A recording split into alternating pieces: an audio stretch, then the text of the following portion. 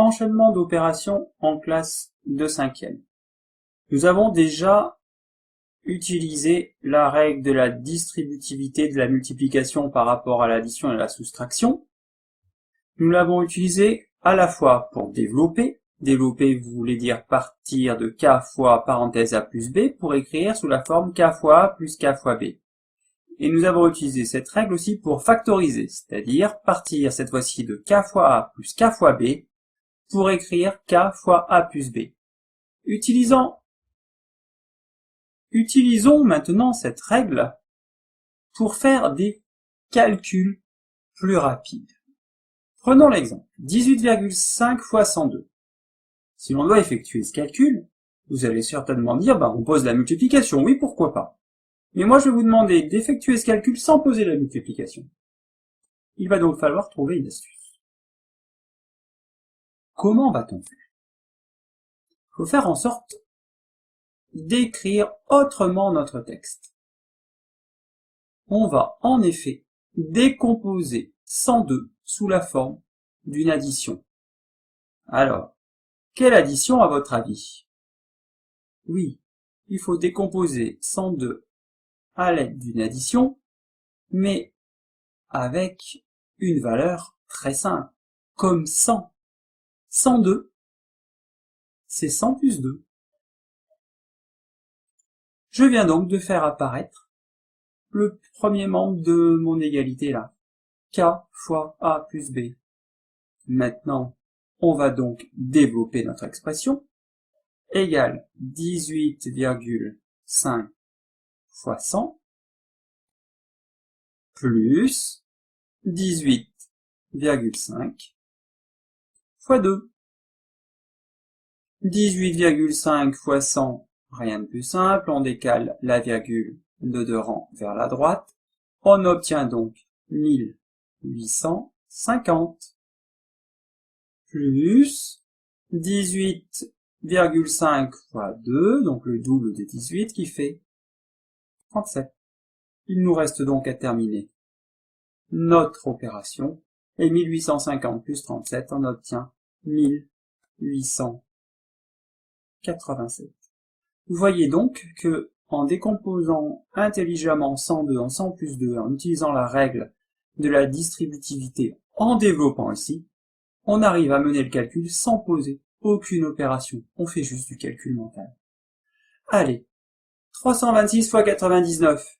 Ah oui, j'entends tout de suite, facile, 99, on peut le décomposer. Oui, très bien. En quoi? Eh oui, en 100 moins 1. On obtient donc la partie gauche de la règle ici, k fois a moins b. Allez, on développe. On obtient donc 326 fois 100 moins 326 fois 1. On peut donc effectuer le calcul. 326 fois 100, on obtient donc 32 600, moins 326 fois 1, qui fait bien sûr 326. Il nous reste donc à faire cette soustraction. Donc on obtiendra 32 000, il suffit de faire 600 moins 326, donc on obtient 32 274. Allez, dernier exemple. 6,93 fois 12,5 moins 6,93 fois 2,5. Si on doit effectuer ce calcul comme on l'a fait jusqu'à présent, quand on n'a pas de parenthèse, priorité aux multiplications. On doit donc faire cette première multiplication et faire la deuxième. Vous voyez qu'on va être obligé de les poser. Et oui, mais il y a plus astucieux, regardez. 6,93 et 6,93. Cette valeur numérique, à chaque fois, elle est multipliée au début par 12,5 et là par 2,5. Et ces deux produits sont séparés par une soustraction, ça ne vous rappelle rien? Eh oui. La partie qui est là. Donc, il nous suffit, en fait, de factoriser l'expression.